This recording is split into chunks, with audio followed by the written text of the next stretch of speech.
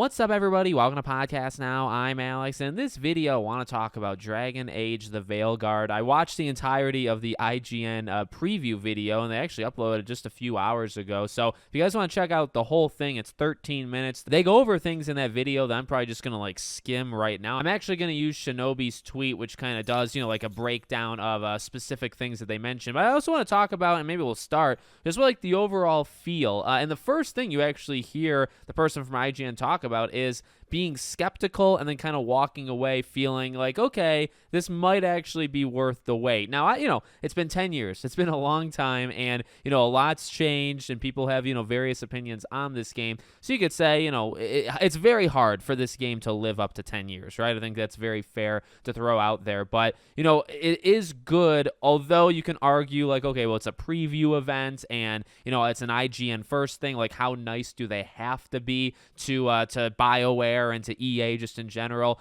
But I do kind of believe the idea of skepticism turned into, okay, wait a second, maybe there's something kind of special here. And I just wanted to throw it out there because, again, it's one of the first things she says, and I don't know, it kind of just resonates with me. So let's read some of these bullet points from Shinobi, and maybe we'll actually read all of them. We'll kind of decide as we go. Was skeptical before playing, but now I left feeling that these 10 long years might have been worth the wait. Much more hopeful that this could be the hit BioWare needs. Walked away with excitement and curiosity, but mostly relief to wave many of the concerns goodbye. While the game is not open world like Inquisition, they were impressed by how much exploration can be done in the various regions, as well as the impact you can have on them. Feels like a mix of Dragon Age 2 and Inquisition, with the more streamlined approach of 2 and the geographical and social political diversity of Inquisition. There is an effective and succinct story recap from Varric at the start of the game. Combat feels like there's a lot of room to create highly customized builds of your Rook. Companion abilities and combos build team synergy. The scrappiness of Rook reminded them a bit of Hawk in Dragon Age 2, rather than more chosen one of Dragon Age Inquisition. And also they talked about Dragon Age 1. This is more of a protagonist in 2.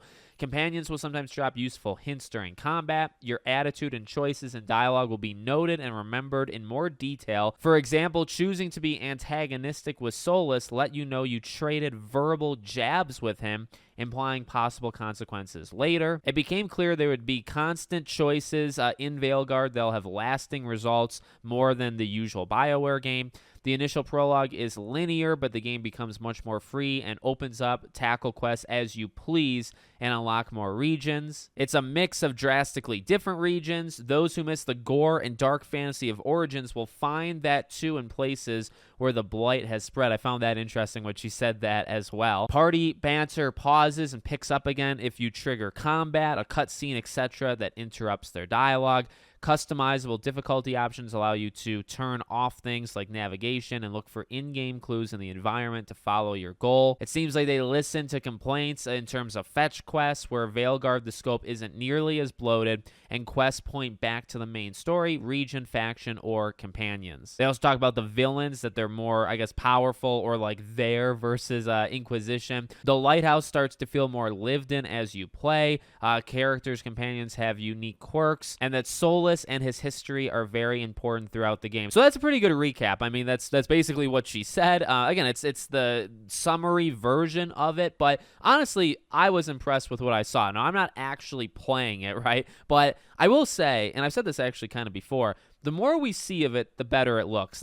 I'm actually really being won over by the gameplay, and I feel like, what we've talked about on this channel, and I keep saying it, and maybe it's getting tiring to some people, but, I get it in terms of where we were with Origins to where we are now. I just actually replayed Dragon Age Origins a month and a half ago, and I can still get into that game massively. I mean, I think that game is a masterpiece of a game, but even the combat, I really do like that combat. I know this is very different, and it's been different. It's really gone a long way since Origins, and maybe in the right or wrong direction, depending on who you are. I think it looks good. I think it looks like a lot of fun. And we finally actually got to see a little bit more mage, gameplay. So I was really happy about that because, I think in the past we've only kind of seen warrior. So, and I think even rogue was used a little bit in this impressions video too. So the things that you want to stand out are standing out. My ears perked up, when they talked about the whole choices in the video, right? Where it very much seems like that's going to be every other conversation that you're having is characters are going to remember stuff, or you made an impact on them. I really like to hear that, because this should be that summation, of a game that BioWare has kind of been building to, right? Where anything you do should have an impact, whether it's big or small, right? Maybe some things are smaller than others, but I'm impressed. Like, I thought it was pretty good. I also noticed, like, the likes to dislikes, also for being an IGN video, and they're not, I don't know, they're very popular, but they're not widely, like, absolutely loved. The likes and dislikes are pretty good. And I think the more that they show this game, the likes and dislikes are pretty good. I'm not a fan of everything. Like, some of the builds, like some of the looks of Rook in the, impressions video, I would never make my character look like that. But I mean, that's literally the point of customization, right? Is to make it look how you feel like it. So, I think there's some things here and there, but generally, I like what I'm seeing. I think, again, the things that you want to stand out, even in terms of like the exploration stuff, like, I like to hear it. I remember, I'm actually going to try to replay Inquisition before this game comes out. I highly doubt I'm actually going to be able to do it, but I remember Inquisition taking forever, and I can remember 10 years ago, because I haven't played it since when it first came out and I beat it. I remember it just taking so long. I remember it being repetitive. So, like, hearing those things about it's a little bit more narrow, right? A little linear at times, and, things connect to the main story. And even though it is linear, there's still room for exploration and stuff. Like, that's good. I mean, it almost reminds me of, like, what we heard leading into Black Myth Wukong, right? Where it's like, this is an open world.